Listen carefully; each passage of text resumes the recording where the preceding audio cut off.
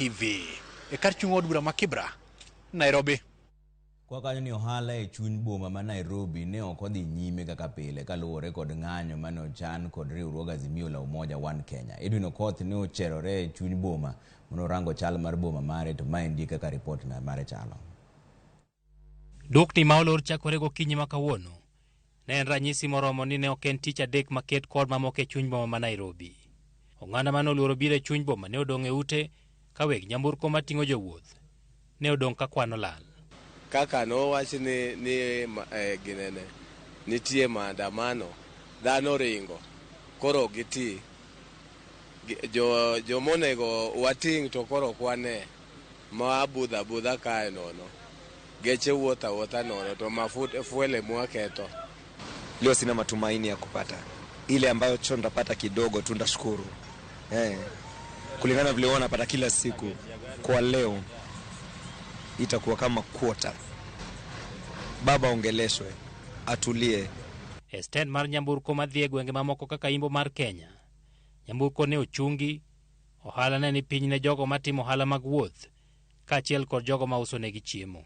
Tich ok ber, tich ni piny kabisa, kendo kata king'iyo kaino ka ji mang'eny ochungo gechegi.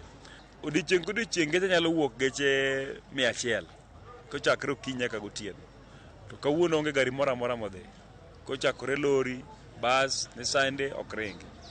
Koro kata sirkal onge gimoloso nikech gine margi makikawo pila ka pila ok nyal rend nikech geche chung ok ringi. Leo biashara iko chini kwa sababu watu hawajaingia, na wenye wako ukiwapea chakula wanasema maybe utalipa siku nyingine juu hakuna kazi, hawana pesa. Sasa juu nimekuja nimepika chakula iko na watu hawakuli. Sasa unaona hiyo chakula itakuwa wasted. Weg nyamburko wacho ni kwan kawuono ne okethore. Sasa kama saa hii tunakuwa tumepeleka kama gari kama 20, saa hii zimeenda gari kama 3. Si unaona? So kama hizo siku zingine tungekuwa saa hii hata hatuko huku. Tungekuwa tunapanga sasa ingine ya kurudi. Kawuono ni waonge pesa nikeche geche gite ochung. Kaka neno gikano ite gichung.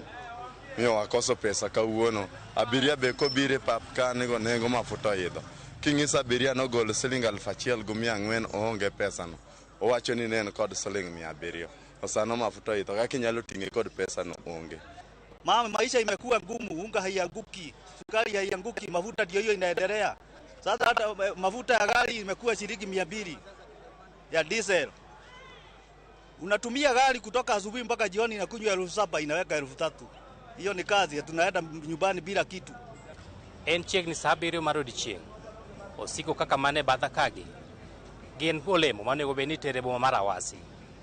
Nyiso ni ng'anyo matimore boma ma Nairobi oketh mano ohala e chuny boma kende, to kata kuonde mamoko mane rito sigo machalo kaka ma. Chung' mar ohand wuoth e boma ma Nairobi ne orocho ohala no e gwenge mamoko kaka Kapsabet, kama weg nyamburko ne oluor donjo e ndara mochomo Nairobi. Magari ya kusafiri kwenda Nairobi ama wasafiri ya kwenda Nairobi leo hawajaonekana. Ya pili, kitu yenye tungependa kama rais asikise maoni ya wananchi, kwa sababu inji inaendelea kuharibika zaidi. Ne jogo mohel nigi otenore kod chenro mag wuoth, piny ne obagogi kendo moko ne tholo kuoro kata kawayula. Kata bed ni obila ne oketo arita mager e chuny boma kendo ji achiel mane oyud ka ng'anyo ne imako, bedo maonge ohala ne en kit ng'anyo mani kod pek e ochumi mar Kenya, kaluwore ni Nairobi ni kod tudruok motegno kod dongruok mag gwenge mathoth ma pacho ka. Edwin Okoth, Ramogi TV, Nairobi. Ng'anyo ma kaunti ma Kisumu